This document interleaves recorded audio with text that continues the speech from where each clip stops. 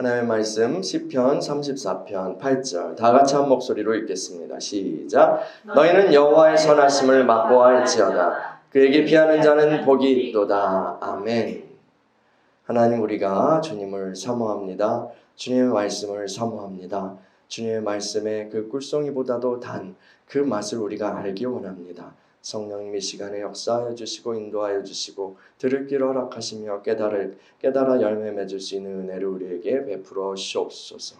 주님 말씀을 전하는 종을 붙들어 주시고 주의 권능으로 충만케 하여 주옵소서. 예수 그리스도의 이름으로 기도합니다. 아멘.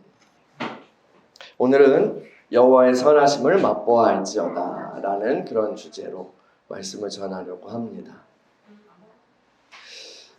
우리 신앙생활에서 여러 가지 고상한 것들이 많아요. 고상한 진리와 고상한 덕목들이 많이 있죠.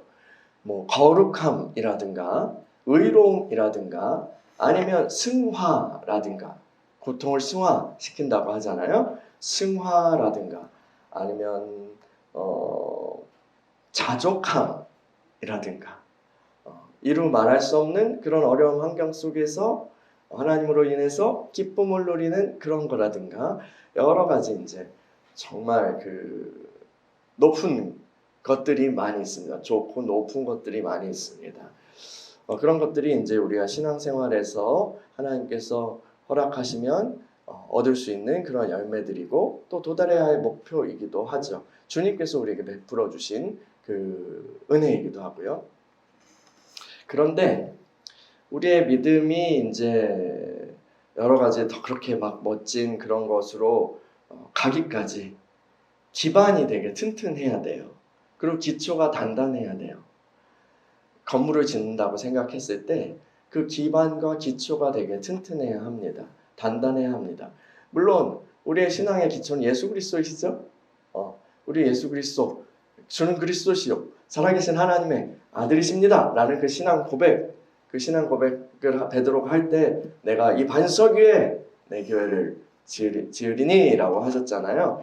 그래서 그 예수 그리스도가 우리의 반석 되십니다. 그게 기초죠. 근데 이제 그 기초를 얘기하려는 게 아니에요. 우리의 신앙의 어떤 형성을 위한 어떤 기반, 다른 기반을 얘기하려고 하는 거예요. 그것이 바로 하나님의 선하심을 아는 거예요. 하나님의 선하심을 아는 거예요. 주님이 좋은 분이라는 걸 아는 거예요. 우리 노래했잖아요. 좋으신 하나님, 좋으신 하나님, 참 좋으신 나의 하나님. 하나님이 선하시다. 하나님이 좋으시다. 그 하나님이 좋으신 나의 하나님이다 라는 것을 아는 것이요 굉장히 중요해요. 그게 기초가 되어 있지 않으면 아까 얘기한 아름다운 덕목들이 제대로 그렇게 그 위에 설 수가 없어요. 하나님 좋으시다라는 걸 우리가 제대로 알지 못하면, 우리가 제대로 인식하지 못하면, 혹은 느끼지 못하면, 혹은 그것을 알아가는 것이 자라가지 않으면 우리의 믿음이 제대로 자랄 수 없다고, 제대로 건축될 수가 없어요. 생각해보세요. 여러분 제품 같은 거요. 화장품이든 아니면 어떤 다른 제품이든 그거 샘플 같은 거 나눠주는 방식으로 영업하는 경우 있잖아요. 이건 뭐예요? 샘플을 나눠주는 거는 그 샘플을 써보면 참 좋은 것을 알고 우리 제품을 더 많이 구매할 것이다 라는 제품에 대한 자신감이 있기 때문 아닐까요? 그래서 그 샘플을 나눠줘서 그것이 좋다라는 인식을 심어주는 거잖아요. 이거 좋구나. 이거 써보니까 좋구나. 와, 이 제품 써보니까 진짜 좋구나. 이런 거예요. 그래야지 이제 계속 쓰게 되고, 그리고 그것이 그 제품이 이제 변하지 않고 계속해서 좋은 그런 만족감을 준다면 거기에 그 제품에 대한 혹은 그 브랜드에 대한 충성도도 올라가겠죠. 이 제품은 믿을만해. 새 제품이 나왔다고 업그레이드 됐다고 그러면 그 제품 그 다음 거 사야지. 그렇게 되는 거잖아요.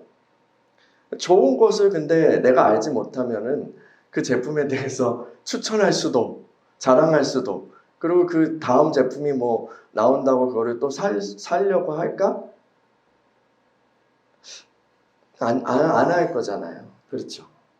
그 이제 유튜브에 한 사람이 검은 옷을 입고 한 사람이 그 흰 옷을 입고 이렇게 1인 2역을 하면서 리뷰하는 게 있어요. 주로 음식 같은 걸 하는데 맨 마지막에 이제 그 주거니 받고 하다가 맨 마지막에 꼭 묻는 게 있어요. 그래서 또 사 먹어 안 사 먹어?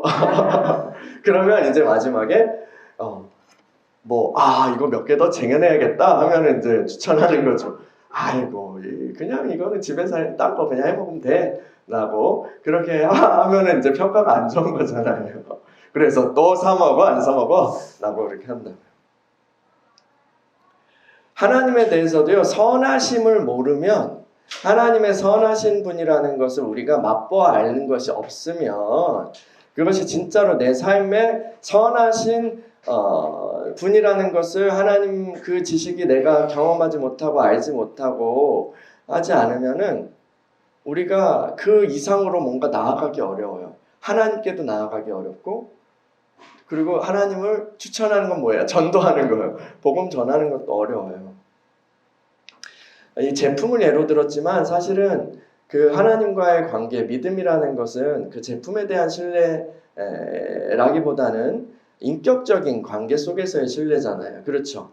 어떤 사람과의 관계에서 처음 보는 사람한테 뭐 마음 주고 뭐 다 하는 사람도 있지만 그렇지 않잖아요. 우리가 남녀 관계에서 교제를 하더라도 이 사람이 정말 그 어느 좋은 사람인가? 믿음이, 그러니까 현명한 사람이라면 그 사람을 서로 이렇게 알아가잖아요. 서로 알아가고 뭐 맞춰가고 이 부분은 내가 도저히 넘을 수 없는 강인데 라고 생각하기도 하고, 물론 이제 근데 호르몬의 작용 때문에 처음 연애하면 그런 것들이 다 안 보이는 어떤 그 하나님의 은혜라고 해야 되나 하여튼 그런 것도 있지만, 어쨌든 교제가 본격적으로 시작되면은 꼭 남녀 관계가 아니더라도 이 사람이 정말 믿을만한가, 이 사람이 정말 좋은 사람인가, 그거를 알아가는 만큼 그 관계가 자라잖아요. 그래 안 그래요? 그렇잖아요. 그리고 만약에 그런 남녀 관계 같이 헌신을 서로에게 필연적으로 요구하게 되는 그런 관계라면 나 자신을 드리는 거잖아요. 나 자신을 주는 거잖아요. 그럼 이 사람이 안전하지 않고 이 사람이 좋지 않고 한데 나 자신을 흔쾌히 드릴 수 있겠어요? 물론 처음에는 호르몬 때문에 헷가닥 한다고 그래서 결혼하게 만들어서 하는 그런 거 있지만 어쨌든 그건 생각하지 말고 그 사람에게 그 사람이 좋다라고 어쨌든 내가 맛보아 알아야 헌신할 수 있잖아요. 신뢰할 수 있고 같이 뭔가 삶을 공유하겠다라는 결심도 할 수 있고, 그리고 내 이만큼의 시간과 이만큼의 삶을 드리겠다. 혹은 남은 인생을, 만약에 결혼을 결심하면 남은 인생을 이 사람과 함께 할 수 있겠다. 그리고 헌신하겠다라는 생각을 하는 걸, 적어도 이 사람 좋다라는 걸 알아야 되는 거잖아요. 하나님과의 관계도요. 그렇다고요. 그래서 제가 그것이 믿음에 자라는 것에 기반이 된다라고 하나님을 선하심을 맛보아 아는 것이 그 기초가 되고 기반이 된다라고 얘기한 게 이 얘기예요. 하나님의 선하심을, 하나님이 나에게 좋으신 하나님이라는 것을 내가 제대로 알지 못하면, 그것을 맛보아 알지 못했으면 사실은 믿음이 자랄 수가 없어요. 여러 가지 말씀을 배우죠. 그리고 교리를 배우죠. 신학을 공부할 수 있어요. 여러 가지 설교를 듣고, 그래서 내가 하나님에 대해서 이만큼 알고 또 여러 가지 내가 뭐 목사님이 하라는 대로 아니면 성경에서 읽은 대로 책에서 읽은 대로 자족하는 삶을 살아야 되고, 그리고 감사하는 삶을 살아야 되고 뭐 하려고 하지만, 근데 그 밑에 정말 그 하나님이 좋으신 분이라는 그것이 깔려있지 않으면, 그 경험이 깔려있지 않으면 앞으로 그 위에 쌓는 것들이 이렇게 흔들흔들거리고 제대로 달라붙지 않고 그리고 결국은 이렇게 톡 해도 무너지는 게 돼요. 자기는 신앙이 이만큼 쌓였다고 나는 고상하다라고 그렇게 생각할 수 있어도 말을 그렇게 고상한 말을 하여도 그것이 진짜 믿음에 연결된 게 아니라고요. 하나님의 좋으신 하나님의 선하심을 맛보 아는 것이 제대로 형성되어 있지 않으면 그렇다고요. 나의 삶에 구체적으로 역사하시고 나의 삶에 응답하시고 나의 삶을 축복하시고 좋으신 하나님, 우리가 노래한 것처럼 그렇게 하는 그 경험, 그 지식, 그 인식, 그 기반이 있어야 고상한 것들이 가능해요. 그럼 그 아이가요, 물론 아이는 힘이 없어서 무력하고 도움을 받아야 하긴 하죠. 그렇지만 그 아이한테 필요한 거는 고상한 게 아니에요. 그렇죠? 그냥 그 갓난 아이가 태어났을 때는 기저귀 갈아주는 거, 밥 주는 거, 젖 주는 거, 기저귀 갈아주는 거, 뭐 옷 갈아입혀주고 뭐 하는 온도 맞춰주고 하는 그 정도예요. 물론 목욕도 시켜줘야 되지만요. 그러면 그거가 필요할 때요. 애가 아버님 혹은 어머님 제가 이러이러하니까 이렇게 하는데 지금 상황이 안 되시는 것 같으니까 제가 조금 기다리고 있다가 이렇게 하겠습니다. 제가 참 감사하는 거 알죠? 아이가 이렇게 하나요? 아이가 이렇게 하나요? 아니에요. 아이는 그냥 막 울어요. 으아! 울면 이제 무슨 일이지? 하면서 배고프구나. 온도가 안 맞구나. 덥구나. 똥 쌌구나. 취했구나. 알게 되고 하는 거예요. 근데 그 경험들이 제대로 쌓여서 부모에 대한 신뢰 혹은 세상에 대한 신뢰, 나아가서는 이제 하나님에 대해서 대한 어떤 이제 인식까지 가게 되는데, 아이들이 그때 잘 케어를 받으면 아이들한테 그게 사랑이에요. 그렇죠? 아이들한테는 내가 정말 너를 사랑하고 내가 너를 위해서 막 이런 고상한 사랑이 필요한 게 아니라 똥 싸면 갈아주고 그리고 배고프면 젖 주고 많은 것도 필요 없어. 많은 뷔페 막 이런 것도 필요 없어. 그냥 젖 주고 온도 맞춰주고 하면 되잖아요. 그게 아이한테는 좋은 거예요. 그리고 그것이 바로 사랑으로 인식돼요. 우리 부모님이 날 사랑하는구나. 부모님이 좋구나. 라는 게 그렇게 인식돼요. 물론 이제 점점 자라가면서는 필요가 좀 늘어가고 좀 더 복잡해지겠죠. 하지만 이제 아이는 그렇다고요. 우리 신앙에서도 이 아이 부분 같은 것을 그냥 뛰어넘고 막 고상한 대로 가려고 한 사람들이 있어요.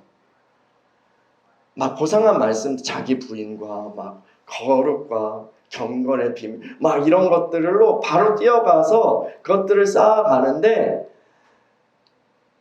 그럼 제가 보기에는 거의 필연적으로 왜곡돼요.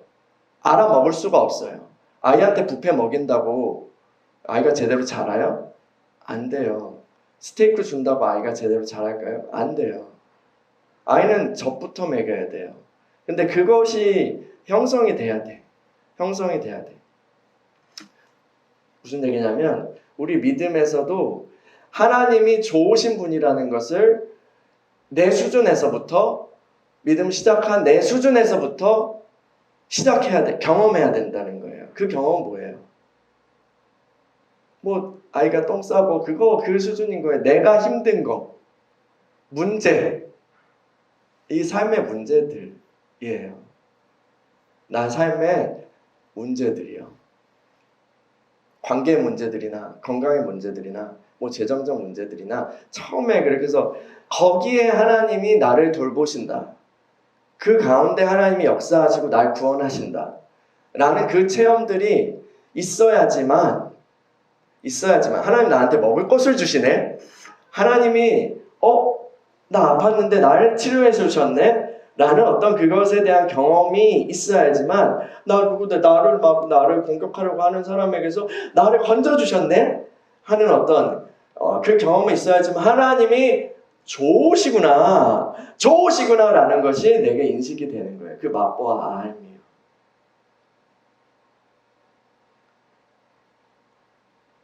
그런데 이걸 뛰어넘고 되게 고상한 쪽으로 가려고 하는 사람들이 있어요. 그리고 이거를 그냥 닫아버려요. 사실 그러면 믿음이 굉장한 자리가 비게 되는 거예요. 그리고 고상한 자리에 대한 믿음이 있는 것 같지만 나는 천국 소망이 있어요. 나는 영혼의 구원을 믿어요. 진짜요? 지금 내 앞에서 내가 배고플 때 배고픔의 문제도 해결해 주시지 않는 것 같은데 주님께서. 근데 내가 영혼의 구원을 믿는다고요? 진짜요? 내 믿음이 그렇다고요? 확인할 방법이 없어요. 확인할 방법이 없다고요.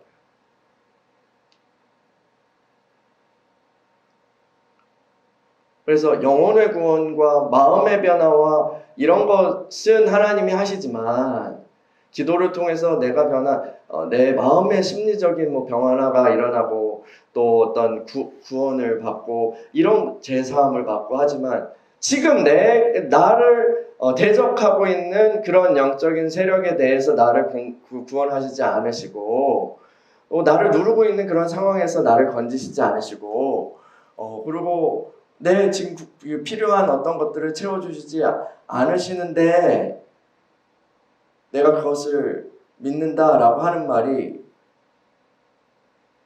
사실일까?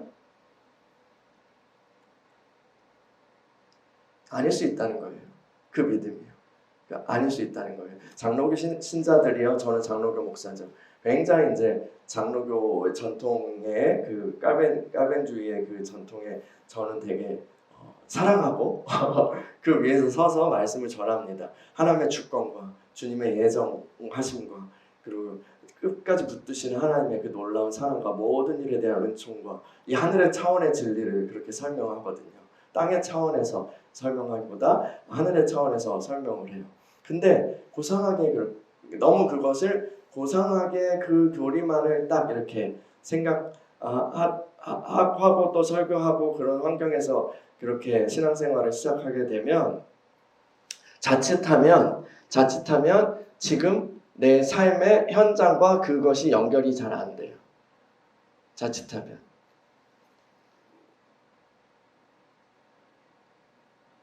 그래서 그런 분이지. 하지만 사실은 내 삶에 도움이 진짜 되시는 분이라고는 내가 믿지 않는 거예요. 경험이 없거든요. 그러면 그 고상한 하나님에 대해서 내가 진짜 믿을까? 내가 지금 믿는 것이 진짜 믿음일까? 이거 미지수예요. 미지수예요. 그래서 제가 기반이라고 얘기한 거예요. 하나님 믿을 때 내 수준에서 하나님께 부르짖는 것이 내 수준에서 하나님께 구원을 부르짖는 것이 되게 중요한데 되게 중요하다. 물론 순서적으로 하나님을 믿는다, 예수님을 믿는다 할 때는 우리가 교회에 왔을 때 예수 그리스도를 먼저 믿고 영접하고 이렇게 세례를 받고 하니까 구원을 먼저 받는 것이 순서이겠죠. 논리적으로는 그래요. 그런데 그 믿음을 진짜로 우리가 가기까지 그 믿음을 구원받는 믿음, 주님, 예수 그리스도 안에서 하나님의 사랑이 나를 끝까지 붙드시고 놓지 않으시고 끝까지 승리하게 하신다는 그 믿음, 그것이 형성되기 위해서는 내 수준에서의 어떤 시작되는 그 믿음이 하나님의 선하심을 경험하는 게 차곡차곡 자라가야 한다는 거예요. 여기서요, 시편 34편 한번 보세요. 여기 표제가 뭐라고 써 있어요? 다윗이 아비멜렉 앞에서 미친 채 하다가 쫓겨나서 지은 시. 이 얘기 혹시 기억하세요? 다윗이 이제 사울을 피해서 도망치다가 블레셋까지 갔어요. 적지까지 간 거죠. 근데 이제 거기서 사람들이 망명을 하려고 그러니까, 다윗이 망명하려고 그러니까 아비멜렉은 처음에 이제 받아주려고 하다가 부하들이 얘는 안 됩니다. 얘는 우리를 많이 죽인 그 다윗입니다. 안 됩니다. 이렇게 해가지고 뭔가 판세가 뒤집히려고 하는 거예요. 그러면 이제 잡혀 죽겠죠. 그 상황에서 다윗이 막 침 질질 흘리면서 미친 짓을 해서 빠져나와요. 아이고. 얘는 그냥 보내야겠다. 죽이는 것도 아깝다. 칼이 아깝다 해서 이제 살아나와요. 굉장히 비참한 상황에서 이렇게 한 거예요. 그런데 거기서 그 미친 채 하고 그것이 통하게 하신 거에는 하나님의 건드심이 있었을 거예요. 다윗이 어쨌든 진짜 이 사건, 여기서 이 표제대로 그 사건과 그 이 사건으로 인하여서 하나님의 구원하심을 경험하고 쭉쭉쭉쭉쭉쭉쭉쭉 이렇게 시를 썼다고 우리가 전제한다면 그가 정말 일상에서 하나님의 그 구원을 경험한 것을 지금 자랑하는 거거든요. 일상의 여러 가지 진짜 내 목숨이 위험한 그런 상황 속에서요. 처음에 이렇게 막 하나님을 찬양하면서 시작해요. 내가 여호와를 항상 송축하며 내 입술로 항상 주를 찬양하리이다. 그렇게 하면서 공고한 자들이 이를 듣고 기뻐하리로다 하면서 하나님을 이제 자랑하겠다. 나 간증합니다. 라고 얘기해요. 간증이 근데 자기 자랑이 아니라 하나님 자랑하는 거예요. 하나님 자랑을 이렇게. 그래서 하나님의 이름을 높이고 4절에 보면 내가 여호와께 간구하며 내게 응답하시고 내 모든 두려움에서 나를 건지셨도다. 이렇게 합니다. 그래서 이 공고한 자들이 나의 간증을 듣고 그들도 하나님을 함께 높이게 되고 그 하나님을 만나게 되고 이 제품 한번 써보세요라고 하는 것처럼 하나님 참 좋으신 분이 여러분도 하나님께 나아가십시오라고 그렇게 자랑하기 위해서 이 시를 쓴 거예요. 이 노래를 하는 거예요. 그래서 그 와중에 7절에 보시면 여호와의 천사가 주를 경외하는 자를 둘러진치고 그들을 건지시는도다. 너희는 여호와의 선하심을 맛보할지어다. 그에게 피하는 자는 복이 있도다. 이렇게 얘기해요. 그에게 피하는 자는 복이 있도다. 이 맥락에서 여호와의 선하심을 맛보아 알지어다. 여러분 이 제품 한번 써보십시오 하는 것처럼 여러분 하나님의 선하심을 한번 맛보세요. 한번 경험해보세요. 그거 한번 경험하면 여러분 그분을 의지할 수 있고 경외하게 될걸요. 그 삶이 얼마나 좋은지 알걸요 라고 얘기하는 거예요. 그런데 그것이 이 아비멜렉 왕 앞에서 죽을 뻔하다가 살아난 원수들에게 쫓기는 그런 상황에서 목숨을 건져주신 그런 상황이라는 거죠. 그 경험이라는 거예요. 거기서 하나님이 진짜로 나를 건지셨다. 그래서 지금 여러분의 문제 상황들 있잖아요. 우리의 문제 상황들이요. 우리의 여러 가지 위기에 빠진 그런 상황들이 이를테면 사망의 음침한 골짜기예요. 근데요, 다윗이 사망의 음침한 골짜기에도 목자가 지켜주시고 보호하시고 나와 동행하시고 결국은 선한 길로 이끌어 주신다. 이거 어떻게 경험했을까요? 그 하나님은 어떻게 경험했을까요? 사망의 음침한 골짜기에 있었으니까 경험하잖아요. 그 하나님의 선하심을 경험하잖아요. 그 계시를 경험하잖아요. 그 하나님이 나를 건지시고 동행하신다는 것을 경험하잖아요. 목자가 그렇게 유능하시고 나를 지키신다는 것을 경험하잖아요. 우리의 문제 상황이야말로 하나님의 선하심을 경험할 절호의 찬스인 거예요. 그걸 외면하고 그걸 도피하고 어떤 다른 영적인 걸로 기도로 뭔가 사역으로 도피하는 그런 사람들도 있어요. 물론 하나님의 섭리 안에서 어떤 나의 삶의 문제를 뒤로하고 사람들을 섬기거나 아니면 기도에 전념하게 하실 때가 있어요. 그거는 됐고 그거에 전념해라. 너는 나라만 바라고 이렇게 하실 때가 있어요. 그런데 제가 얘기하는 건 그런 상황이 아니에요. 지금 내 상황 이 자리에서 하나님을 구해야 된다고요. 이 문제 상황, 사망의 음침한 골짜기, 아비멜렉 앞에서 죽을 뻔한 그 문제, 그 가운데에서 하나님을 구하는 그것이 필요하다고요. 그렇게 기도하고 그것을 솔직하게 하나님께 나아갈 때 하나님의 선하심 맛보 알게 되는 거예요. 구원의 하나님 경험하게 되는 거예요. 그것이 질병일 수도 있고요. 관계의 어려움일 수도 있고요. 그렇죠. 근데 애기처럼 해야 돼요. 우리가요. 높은 수준에서 여기서 역시 하나님께서는 하나님의 뜻이라면 뭐 어떻게 제가 이렇게 하기도 하고 자족하게 여기 이 상황에서 내가 자족하고 하나님 부인하는 죄를 짓지 않고 막 이런 식으로 막 어떻게 하는 것이 하나님께 옳게 하는 거죠? 고백하는 거죠? 아니요, 그런 것이 아니에요. 배고프면 으악 하고 우는 게 애기잖아요. 똥 쌌으면 똥 쌌다고 우는 게 애기잖아요. 거기서 시작해야 되는 거예요. 우리의 삶이. 우리의 기도가요. 우리의 부르짖음이. 그렇게 할 때 하나님의 그 선하심을 맛보아 아는 자리가 되는 거예요. 그 문제가요. 비껴지는 것이 아니라. 그 문제를 통해서 하나님이 우리에게 자신을 나타내시는 것이 가능케 되는 거예요. 근데 우리가 그 문제는 아닌 척해. 교회에 가서 다 아닌 척해. 웃어. 그러면서 거룩한 얘기만 해. 오늘 큐티를 했더니 막.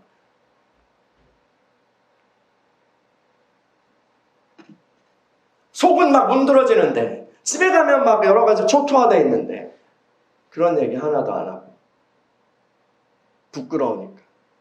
혹은 아니면 믿음이 없는 거예요. 하나님이 그런 걸 해결해 주실까? 이런 건 종교적인 것이 아니라 내가 따로 해결해야 되는 거예요. 그런 건 기도 제목이 아니야. 근데 그걸 불신앙이라고요. 그런 게요. 그 고상한 이야기들이 다 그냥 흩날리는 것들이 돼요. 뿌리 박지 못한다고. 이게 문제 속에서요. 하나님께 투명하게 우리의 수준대로 그렇게 나아가는 저와 여러분이 되길 원합니다. 그때가 그렇게 할 때만 하나님의 선하심을 우리가 경험하게 돼요.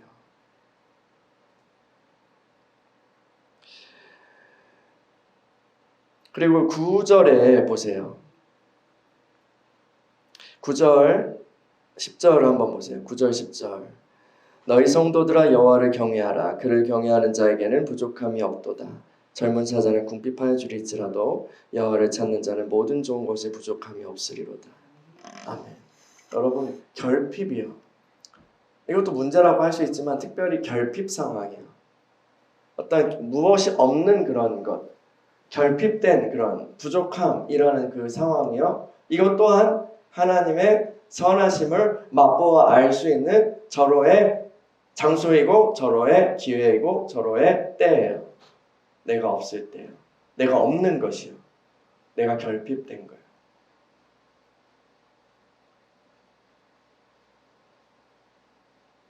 그것을 하나님이 채우신다. 특별히 재정적인 필요일 수도 있고요. 뭐 먹을 것과 입을 것일 수도 있고. 하여튼 아니면 다른 것일 수도 있고. 내게 지금 그것이 없습니다. 내게 없습니다. 하나님 내게 없습니다. 없어서 힘듭니다. 라고 하는 그 기도를 하나님께 하셔요. 두려워하지 마세요.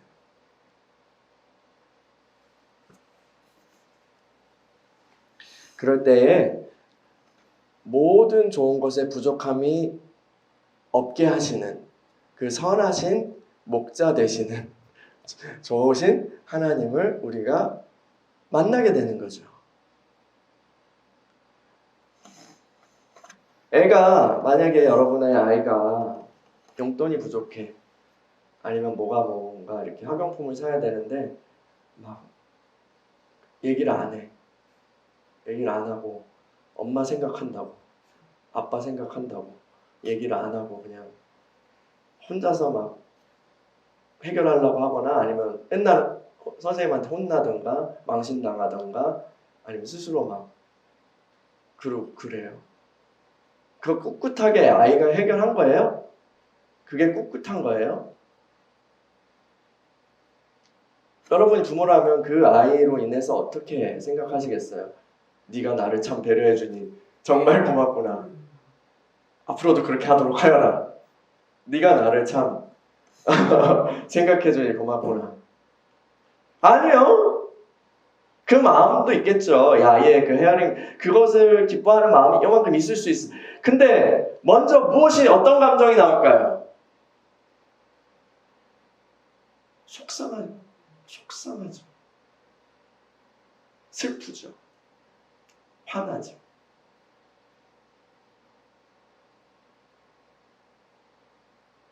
얘는 왜 나를 의지하지 않지? 내가 이것밖에 안 된다고 그렇게 생각하는가? 문제집도 못 사줄 거라고 생각했나? 내가 그렇게 궁색하게 굴었나?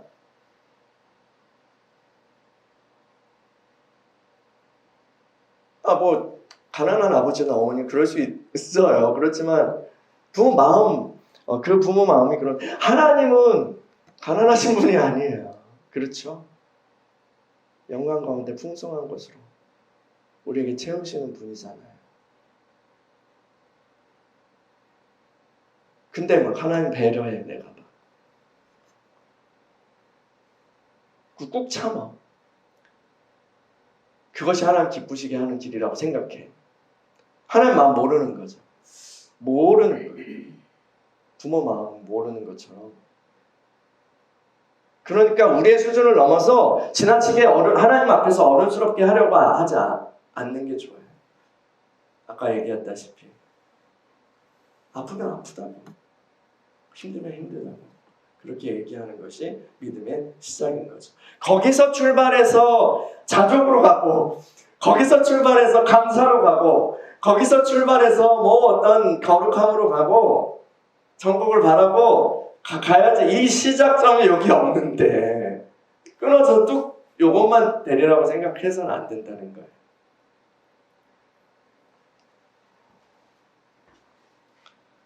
그러니까 막 상처로 인해서건 아니면 그 부모, 육신의 부모의 영향으로 인해서건 어떤 그런 신앙에 있어서나 삶에 있어서, 특별히 신앙의 형성에 있어서 초연한 것을 보이는 분들이 있어요. 초연한 걸. 문제가 있어. 내가 뭘 해도 초연하려고 그래.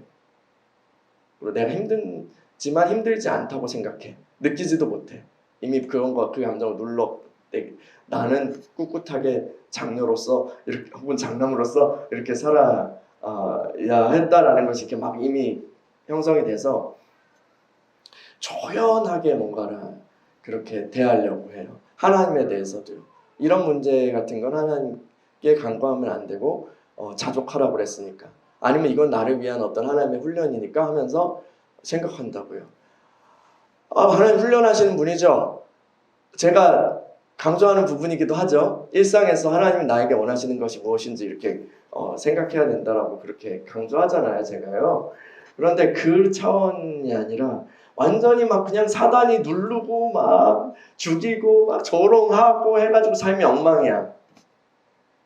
그런데도 거기에서 막 이것은 하나님이 주신 훈련일지도 몰라. 제대로 알지도 못하면서.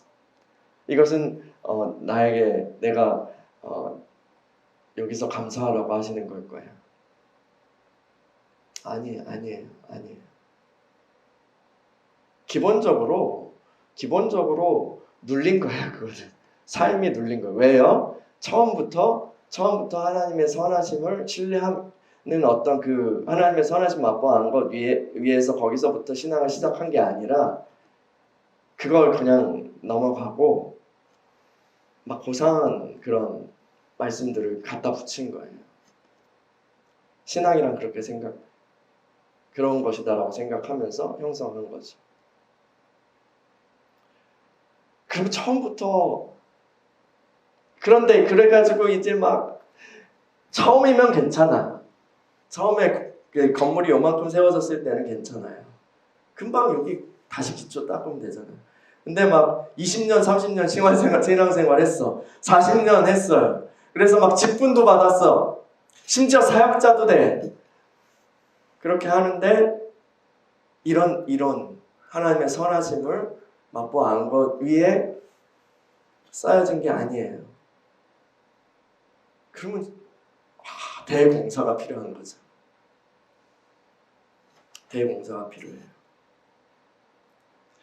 하나님의 선하심을 아까 아기한테 부모가 보고 단순한 거 챙겨주는 것이 아이한테 부모가 좋구나. 그리고 또한 부모가 나를 사랑하는구나 라는 것으로 인식된다고 했잖아요.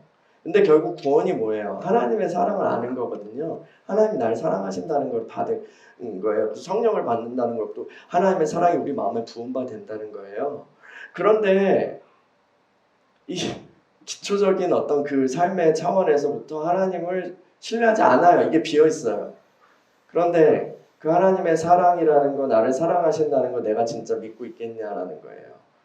나를 영원한 구원으로 인도하실 거라는 그 약속을 내가 진짜 믿고 있느냐라는 거죠.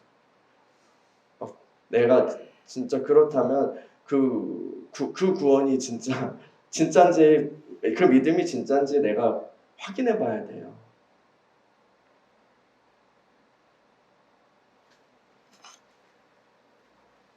마지막에 우리 노래했어요.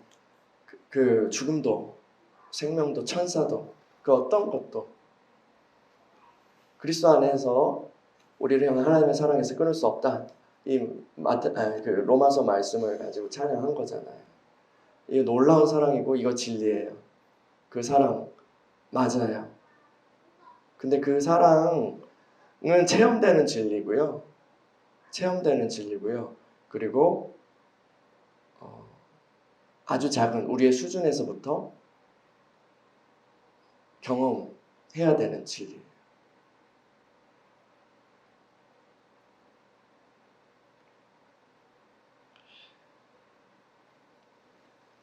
여기서요. 그래서 그 10편 34편에서 11절에 보시면 그 다음부터 너희 자녀들아 와서 내 말을 들으라 내가 여호와를 경외하는 법을 너희에게 가르치리로다 하면서 쭉쭉쭉쭉 그 경건과 거룩함과 하나님이 기뻐하시는 것과 하나님이 미워하시는 것과 또 하나님은 어떤 분이시고 또 하나님께서 우리를 궁극적으로 구원하실 것이고 또 의인은 건지시고 악인은 심판하실 것이고 라는 어떤 그 고상한 진리들이 나와요. 구원의 진리들이 나와요.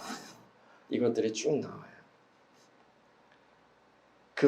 그거를 가르치는 기반이 근데 하나님 선하심을 맛보아 알고 있는 이 다윗, 이 시인, 그리고 계속해서 알아가고 있는 그 시인의 그 믿음, 그 경험, 거기에서부터 이것이 확신이 나오는 거라고요. 나를 이렇게 구원하신 하나님께서는 또한 이렇게 하실 분이에요. 라고. 미래의 일이죠. 미래의 일이에요. 이 장차 받을 그런 구원. 다시 오셔서 우리는 예수 그리스도를 믿죠. 그분께서 다시 오셔서 이 땅을 심판하시고 우리를 건지시고 그리고 모든 것을 새롭게 하시고 마침내 그분의 나라로 우리를 맞이하게 하실 것이다. 부활하게 하시고 라는 거. 여러분 그거 믿어요? 그거 믿으시나요? 우리가 전해야 될 복음입니다. 그것이 우리가 전해야 될 복음이에요. 궁극적인 그런 복음이에요. 그런데요. 그 하나님, 그 예수님 지금 우리가 지금 여기서부터 믿고 있어요? 그 하나님을, 그 주님을 여기서부터 믿고 있나요? 주님은 오신다고 하더니 2000년 동안 안 오셨잖아요. 얼마나 그 믿음이 필요해요. 다시 오신다고 하는 게 얼마나 필요해요.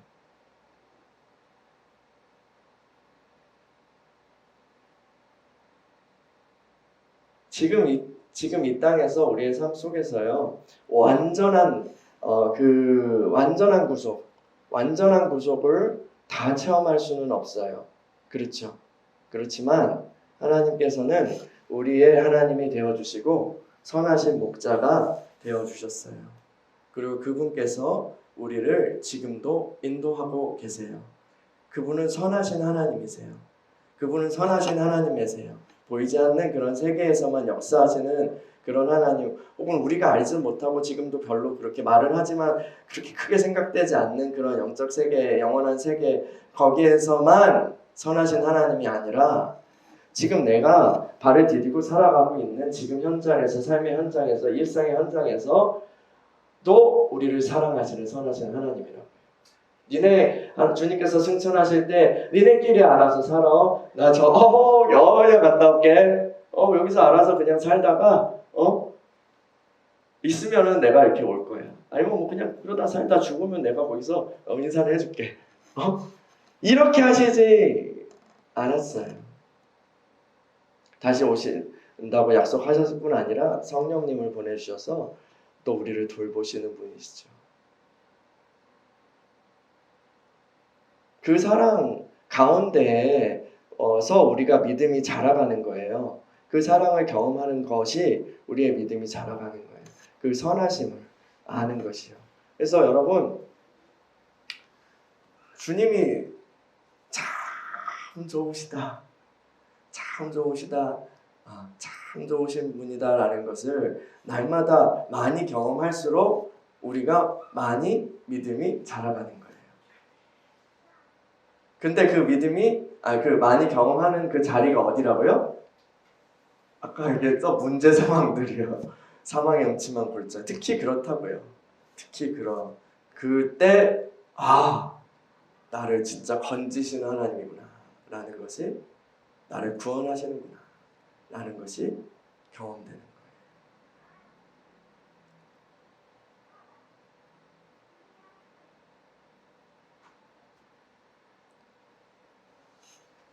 그 하나님의 선하심을 맛보아 아는 저와 여러분이 되기를 축원합니다. 우리 이 시간에 같이 기도하겠습니다.